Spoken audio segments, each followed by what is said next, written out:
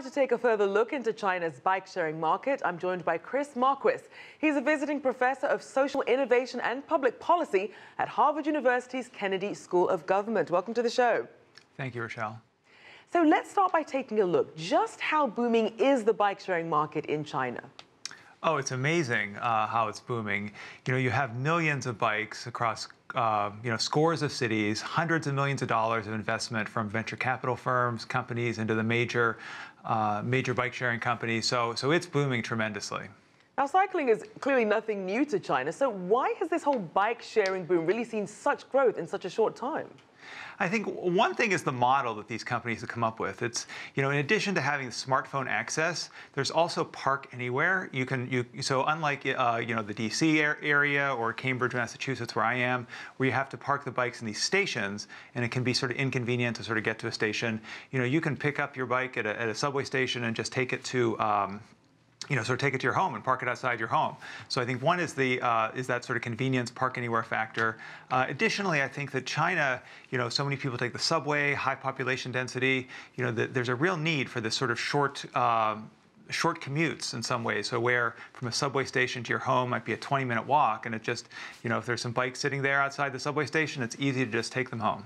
And clearly this is very competitive in China, lots of different companies trying to enter the market. So let's look at investments. What sort of investments are we seeing really coming into the sector?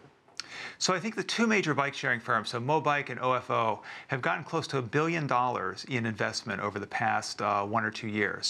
So huge investments going into them, and it's really interesting. I mean, it's sort of surprising to me actually, because the prices are very low. They're trying to get a lot of users right now, so it's not profitable at all.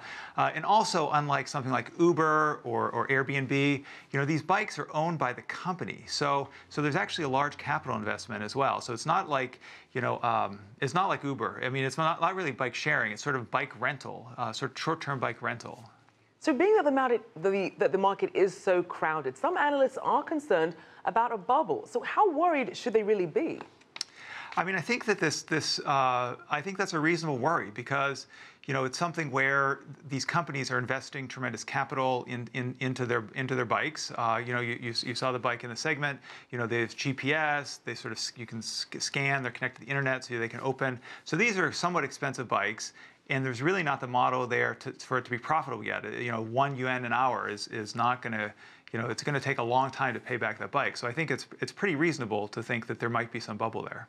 And you mentioned GPS. That's something that's quite popular there when it comes to this idea of people potentially getting the bikes stolen or misplaced, especially since the rental costs are so low. So let's look at some of the other risks. What else stands out to you that could potentially hurt the growth of the market? Yeah, I think a couple things. So one is, there's a huge sort of logistics and management aspect to this. So if it's park anywhere, you need to make sure that the staff that actually, if the bikes are in sort of unused places, to take them to places where people are going to use them. If you're driving around Beijing or Shanghai, sometimes you see bikes sort of off to the side of the highway. I mean, so I think then the repairs is another issue. So I think that there's a big sort of logistic difficulty. I think secondly, the government has actually started in a few places banning them in certain areas, because if it can be very messy. There's bikes parked all over the place, and they're not like in a neat sort of rack like systems in DC or Cambridge are. I mean, they can be sort of just strewn outside, a subway station or inside of a sort of a restaurant. So I think that that's another risk. The government. And speaking of government regulations and policies, how are they keeping pace with some of the developments in the market? So like I mentioned, I think that's, well, I guess first of all, there's not been any sort of blanket policy. But certain governments, like the Shanghai, there's an area in Shanghai right now where you can't drive these bikes because it became just sort of too crowded and congested. I've seen a report recently in Shenzhen on a recent holiday. They were banned from being in these parks because it would just, the place was overrun with them. So I think this is really the concern, is actually if there's too many bikes and they're parked in sort of very chaotic ways, it really detracts from the environment. And Chris, you mentioned OFO, you also have Mobike, other big names, and they're thinking about taking their strategies international. Do you think they're being overly ambitious, or is now the right time? I think that sounds a little overambitious to me to be honest. I think that the reasons why I think it's been so successful in China is, high population density, people who really interact and do a lot of commerce with their phones.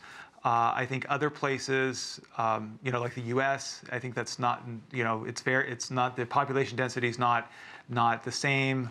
I think I just saw recently that one of the companies moved to Singapore. I think Akuffo moved to Singapore. I think it's a reasonable place. But I think that there's tremendous growth still in China, and I think that the model is so well suited to the China market that they both, I would think, be advised to really focus on saturating that market before trying to take it other places. So perhaps pump the brakes there. Well, thank you so much, Chris Marquis, visiting professor at Harvard University.